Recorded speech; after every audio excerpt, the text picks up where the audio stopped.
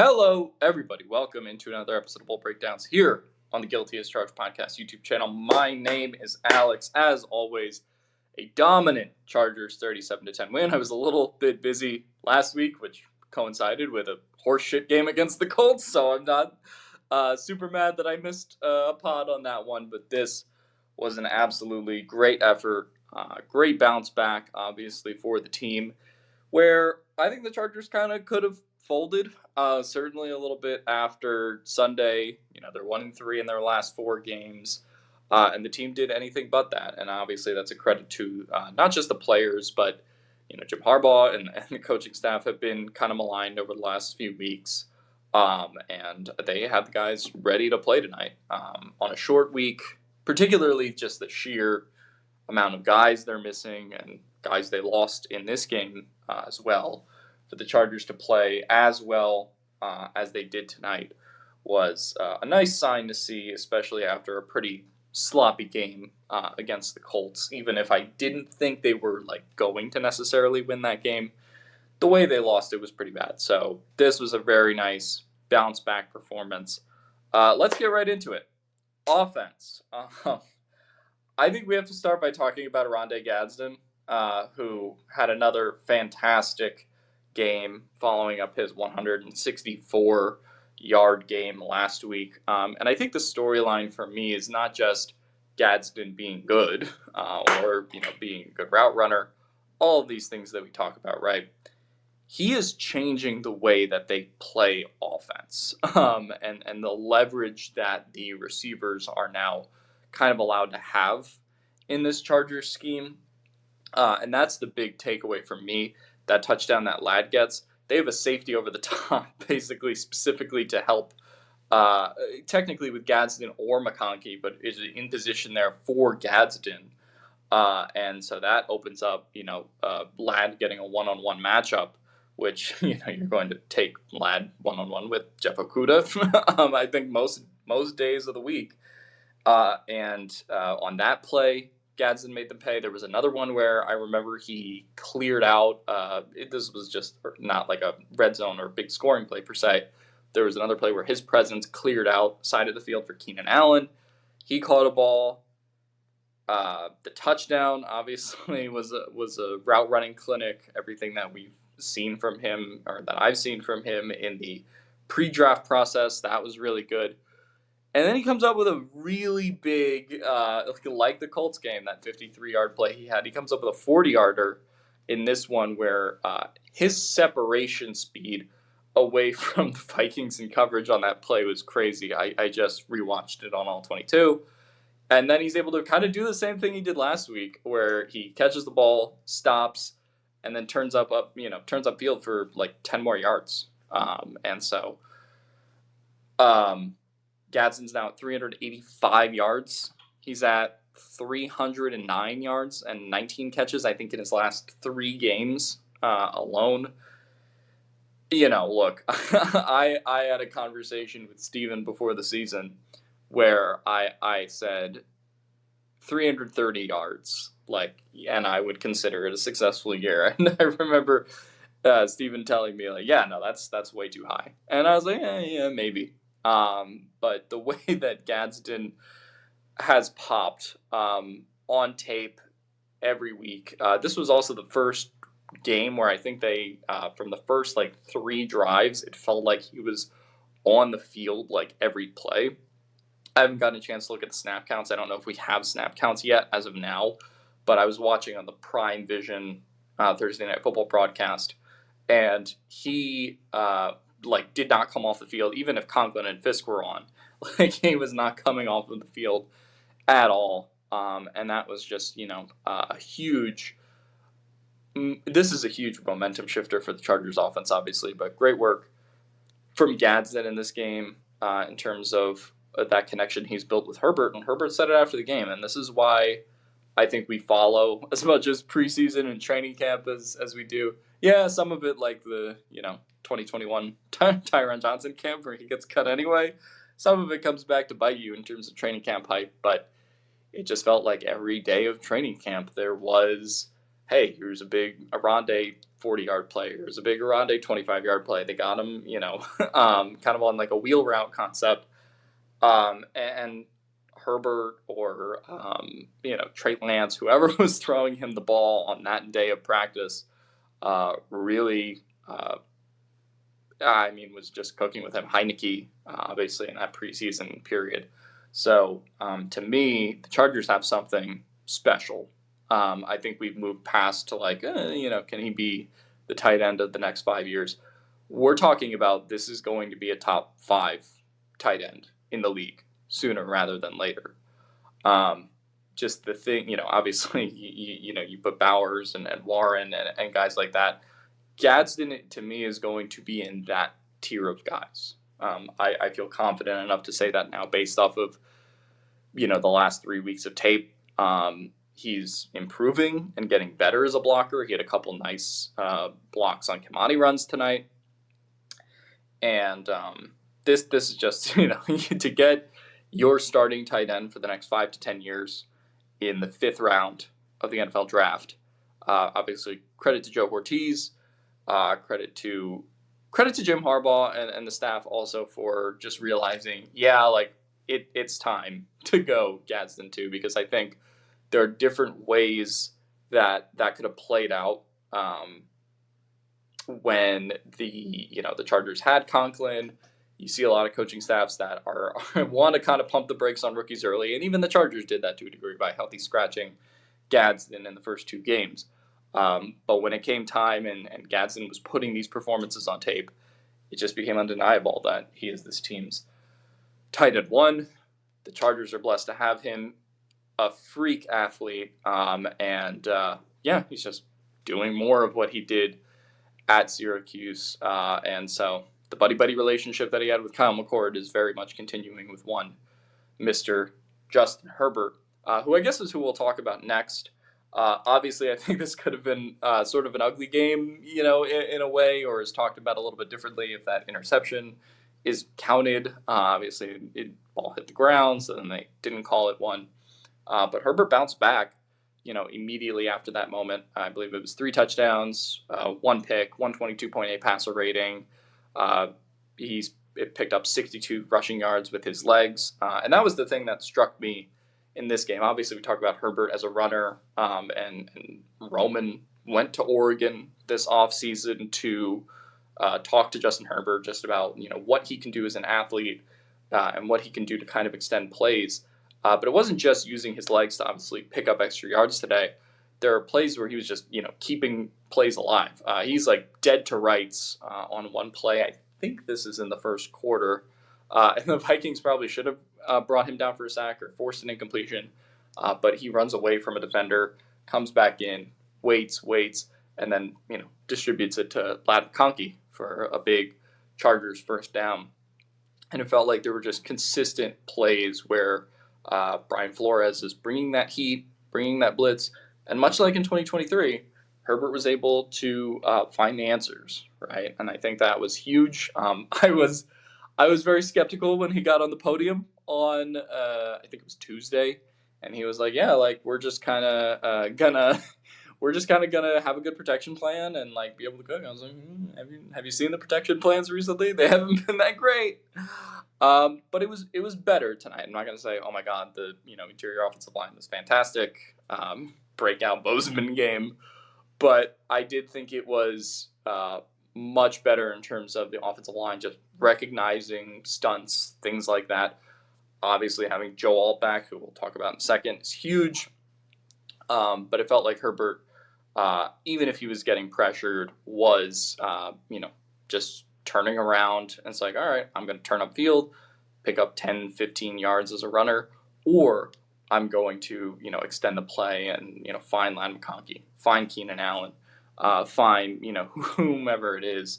And so he had a couple great extenders tonight that looked very, not to do the Collinsworth bit, but looked very Mahomey out there. And I that's the kind of stuff you want to see from Herbert. I think the thing that has lacked a little bit in Herbert's career has been that improvisational ability, and I think you have seen that really develop this year. We all know that he has the arm, that ability to just like, them Holmes and Josh Allen and a lot of these quarterbacks have, where you can just kind of bail on pockets and easily, kind of wait, continue to find your matchup, buy time for your guys. I think that is the one, not that Herbert was bad at it before, but I think that's the one skill set he's really improved quite a bit at doing this year. Alt back, huge for the offense. That first Kimani Vidal touchdown, we'll get to him in a second as well. But that first touchdown where Alt kind of walks down Terrion Ingram Dawkins backwards into the end zone was just almost kind of an assertive, like, okay, yeah, Joe Alt's back kind of play. And you really felt that on both sides of the ball in terms of the Chargers' trenches this week. Obviously, neither offensive line or defensive line is fully healthy. But when you have Mac back, when you have Alt back, it just works. And, getting offense and getting defensive stops is much easier when those guys are on the field. And it felt like, it was why, in part, the run game was reactivated this week with Alt being back. And I think he was charged with 1 pressure from PFF, which is less than the 7 Deculus allowed. Can't be understated. With as big as that tape on his foot is, on his ankle, I should say, is he showed up tonight, and it was absolutely gargantuan for the Chargers offense. I watched a little bit of his all 22 tape. I'm sure Stephen will have plenty of fun with it when he wakes up at some point and is able to watch it. But absolutely stellar game from Joe Alt, and a period where we didn't know how fast is he going to be able to get back, how fast is he able to be to return, and he plays very, very well tonight, even with all the tape on that ankle. It is a notable big fucking upgrade over what the Chargers were throwing out there recently. Kimani Vidal, I guess had kind of a bad game last week with 9 carries for 20 yards, but really, to me, that game script got away from the Chargers in terms of their ability to run in this one or in the last game. And I think once you see that the Chargers have a positive game script, they have Alt back, here comes Kimani. In the first half, it was a lot of, he's following his blockers, he's kind of doing what he's supposed to do. I thought he was playing well, but I think you looked up at halftime and I think the stat was like 12 for 36, 12 for 31. He was running well, but, the numbers and the big chunk carries weren't exactly there in the first half. Then comes the second half. He comes out firing with a 7-yard run, 8-yard run, 9-yard run. Obviously, the offensive line is a big part of that, but he's, finding the holes, reading everything very well.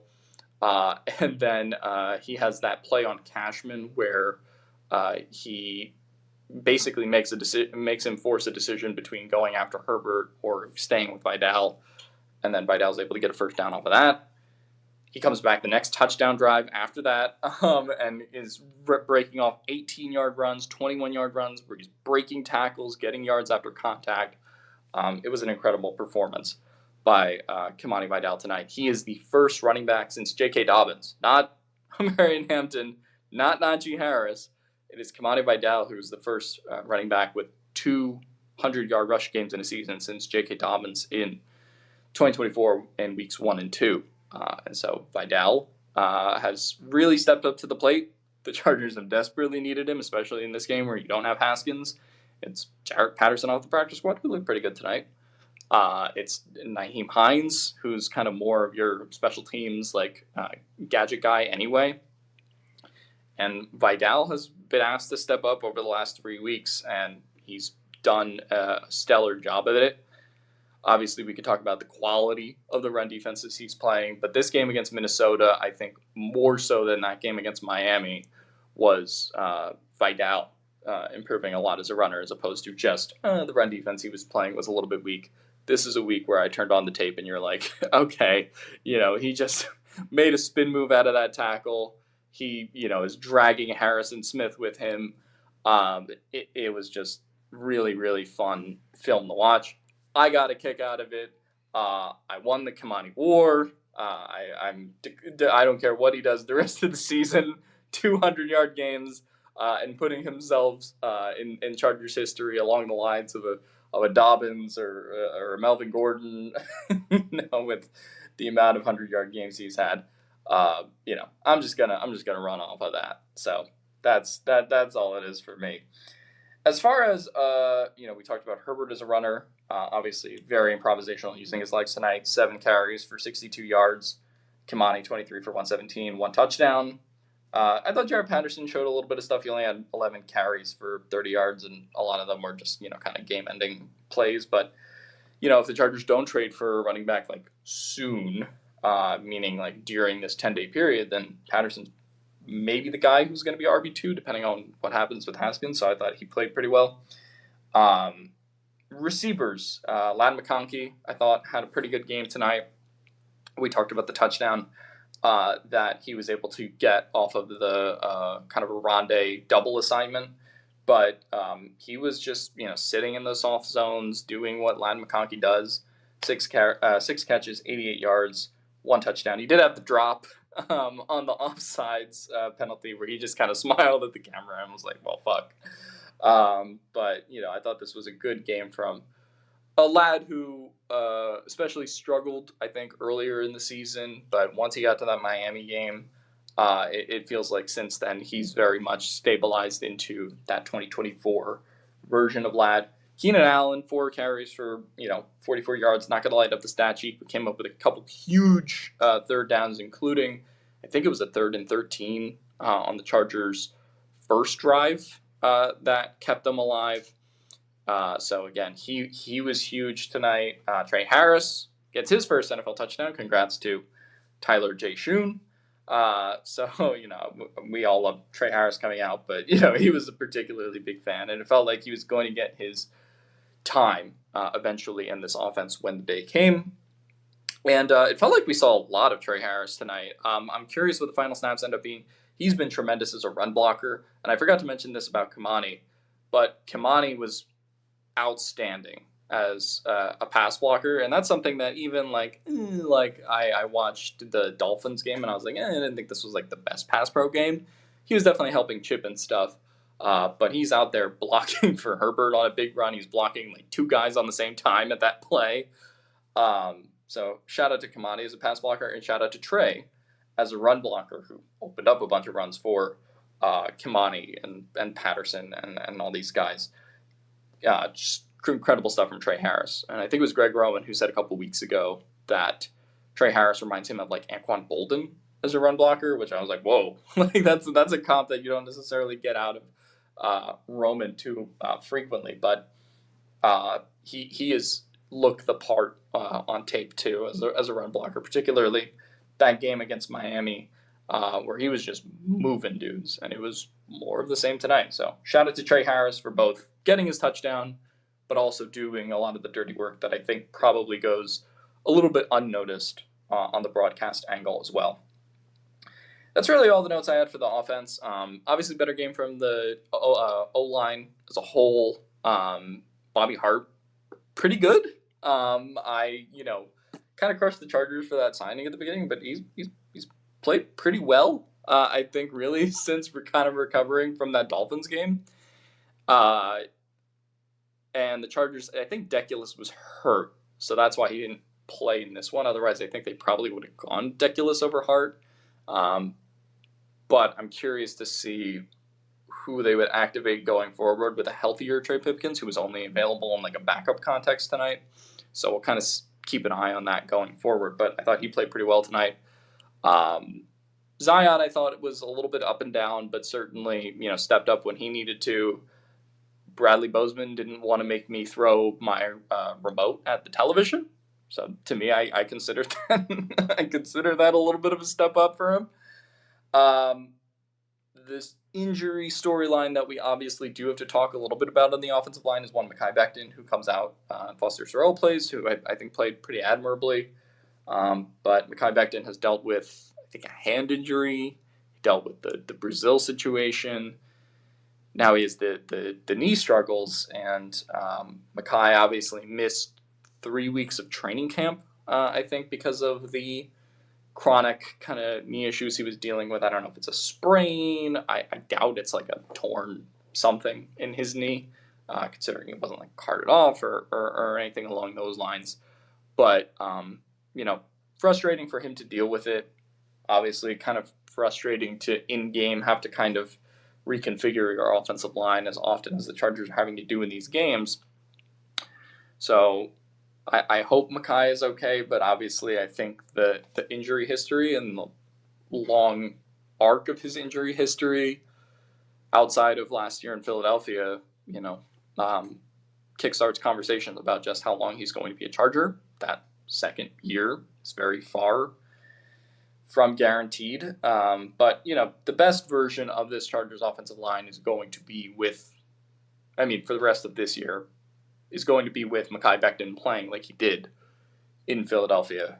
And unfortunately, because of the injuries and because of other factors, we just haven't gotten that. So that's a little bit of a disappointing note on the offense. But outside of that, I thought it was a great night from the offense tonight. Defense, unfortunately, some injuries to address as well, including Derwin James, who left the game pretty early with an ankle injury, was in a walking boot. Kind of unfortunate. Omarion Hampton, also kind of a note, still in a walking boot, although I don't know if that's precautionary or like he has to be in the walking boot. Maybe somewhere in the middle there. So I've heard more about fucking walking boots this season than I ever have in my life. So that's unfortunate part about injuries and covering the Chargers. But, prayers out to Derwin, obviously. Hopefully, is able to come back relatively soon. Tarheeb had a fantastic game tonight, but unfortunately had to come out as well with an injury. It was replaced by Jaw Taylor. There was a moment on defense where I think Wentz had to bail on the pocket anyway and throw it elsewhere. But there was a rep where Jasir Taylor was one-on-one with Justin Jefferson, and Justin Jefferson absolutely cooked his ass and was open right in the end zone. But Wentz was already kind of flushed out of the pocket and couldn't throw there. But I just saw Justin Jefferson on Jaw Taylor, and it was like the Sonic the Hedgehog, started like the drowning blade in my head, and I was like, oh my fucking God. Justin Jefferson, obviously, a freak of nature, so that wouldn't have been like a referendum on Jasir Taylor, but seeing him in the game instead of Still was just like, ooh, okay, here we go. But luckily, nothing too bad happened on that play. Benjamin St. Juste came up with a 7-tackle game. Unfortunately, had the penalty, which kind of knocked him down a little bit, and then gave up the touchdown. But overall, I thought he's played pretty well over the last number of weeks. Cam Hart had a big game, 3 pass breakups, 1 quarterback hit. He's looked very good, and fortunately for the time being, is staying healthy.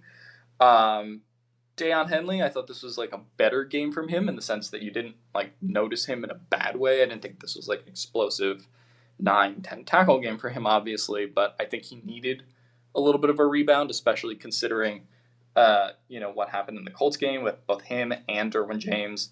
He gets a big quarterback hit on Wentz, which Wentz was somehow still able to deliver that ball, which was kind of crazy. Shout out to Justin McBoydby as a pass rusher, who's really come on the last couple weeks. Obviously, I think there will be some concerns about how much you can play him against the run. But he's really flashed as a pass rusher. That first sack he had with Thule and Adafe, I thought was really, really good stuff from him. He cleans up another sack later. He did come up with a multi-sack game out of this. But that first sack in particular was really, really impressive. Obviously, I think I saw at the beginning on the Prime video broadcast, he's still working on special teams too. So shout out to Boydby, who I didn't really expect this from this year, but he's really come along. Adafe, I thought was pretty solid this game as far as, as a pass rusher, creating havoc. He gets a sack this game, gets some pressures as well. Thule, obviously, again, pretty good. He came up with 2 tackles for loss. He gets a QB hit on Wentz himself. Khalil Mack, you could tell his impact upon being back, both as a pass rusher, as a run defender. Great to see him back. And it was nice to see him with like help. That big Igboigbe sack that they got, where it was Khalil on one side and then Tuli Adafe and Igboigbe on the other. It was just nice to see Khalil Mack like have some help, which he hasn't always had. Particularly this year, or necessarily as consistently. Minus Tuli, but now he has Tuli. He has Igboigbe, he has Adafe, and like just guys that can get after the pass rusher and get after the quarterback in that way. Solid game from Denzel, who I think came up, was a big part early in stopping the run. The Vikings come up with a 0% success rate rushing wise in this game, and I think him, Taylor Tart, setting the tone early on that first drive, that was huge, coupled with that big penetrating play he had. So I thought it was a very, very solid run defense game today. Obviously, look, it's not Jonathan Taylor, it's not the Colts offensive line, but I think the Chargers just needed a week to kind of settle down, get their run fits together, and I think from the opening jump in this game, it was like 6-5 runs in a row for the Vikings, and they came on the not in a row, but their first 5 or 6 runs. The TNF, I forget his name, the guy who's on the Skycam broadcast of TNF with the Next Gen Stats, he came up and said, yeah, they have a 0% success rate on runs right now. And that held through for the rest of the game. Obviously, the Vikings eventually got into a game script where, much like the Chargers last week, they couldn't really run the ball much anymore when you're down by that much. Shout out to Kendall Williamson and RJ Mickens, who have to step up in a huge spot with Derwin James already hurt, Tony Jefferson injured and then coming back into the game. So you got to see Mickens. He gets his first pick. Carson Wentz gives him a nice early Christmas present, I would call it, or Halloween candy. So that was nice to see Mickens get that one. Wentz is good for 1 or 2 of those a game. Perriman almost had another one that I think bumped up into the air. We'll get to Carson Wentz later. But shout out to Mickens, who I think played really well considering the circumstances in this game and how he was forced to get in there. But yeah, those are really most of my defense notes. I think having Molden back was a big positive just as far as communication for the defense, especially with the loss of Derwin James. So it was a bounce back game for the defense. Now I think there's a lot of qualifiers you can put on this performance. Wentz obviously was just aching in pain, which I really enjoyed. Which I really, really enjoyed for most of this game. And so, he clearly wasn't right. He's wearing this big brace on his arm. At a certain point, the Vikings probably should have pulled him earlier than they did. Not from a he's playing bad standpoint, but just for, his health at a certain point. So there's a lot of qualifiers you can put on this. Short week, TNF, road team, those teams don't tend to do good. But I just think the Chargers needed a week to kind of stabilize this whole thing. And having a game where you only give up 10 points, really should have only given up 3 if it isn't for that special teams penalty and the BSJ penalty back-to-back. Solid work from them.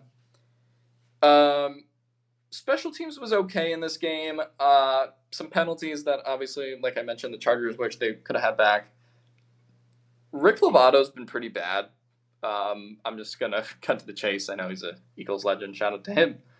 But he's had some snaps go really awry, and that was evident on the one field goal that Cam Dicker missed, was put out wide out there, and an inch closer, and I don't know if J.K. Scott is able to get that down, much like the snaps that we've talked about in other situations as well. So that was kind of unfortunate to see for him. But overall, I mean, J.K. Scott had a solid day as a punt holder. Luckily, he didn't need a punt. But as a kick holder, he did pretty well. Dicker, obviously, outside of that one Lovato play, pretty solid. The Vikings had a big return that was called back by holding. So overall, kind of a stabilizing game for special teams too. I didn't think it was necessarily a special game per se, but I think they, especially after that 80-yard return when they were trying to get back into the game last week, and the special teams, repeat penalties they've been taking, and this was a nice at least special teams wasn't actively costing them in this game. Obviously, a lot of things to work on. It was far from perfect, but I will take that over the special teams effort, certainly, from last week. So injury notes to note, like I talked about, hopefully Derwin is back sooner rather than later, but it sounds like if he was coming out of the second half in street clothes and he's in a walking boot, maybe this is something that takes a long time. But obviously the defense in this game, and they'll have some leeway with the Titans game where they don't necessarily need Derwin per se. But obviously you would want him to be back as soon as possible. We'll see if he ends up being like an IR candidate or not. I would hope against that. Obviously, we saw Alt in an ankle injury and was in a walking boot, but then I didn't end up quite being that bad enough for IR, but obviously player to player. Different stuff. So, we'll see whether that walking boot is more a sign of precaution or he could be out for a while. And then obviously Becton is the one to watch for next game, but I don't have particularly high expectations for him to be able to play a large chunk of the snaps at this point. That's unfortunately just kind of the reality of Mekhi Becton. But shout out to everyone in this game. The players that we talked about, like I mentioned earlier, could have very much folded after the kind of gross performance in some ways against the Colts where they were just outmatched. So shout out to them for showing up in this game. Shout out to the coaching staff for coaching a much better game and getting these guys ready to play on a short week, particularly after a loss like that. Says a lot about the character and the coaching staff of this team. And, Twitter wanting Jim Harbaugh fired in my mentions, 4 days ago. This was very much kind of like I mentioned earlier about a couple of units stabilizing performance for this point in the season. Big win as far as wild card positioning and maybe getting back into the West if Denver loses a game, right? So this was obviously a much needed must-win game for the Chargers. So shout out to everyone who, again, played well in this game. I'm right on Kimani and Gadsden. I will keep saying it until the day I die. My two Shaylas played very well tonight. And from the bottom of my heart, fuck Carson Wentz, fuck Minnesota, hate that team. They're the NFC version of the Chargers, except I fucking hate them, and they'll never win anything notable in their lives.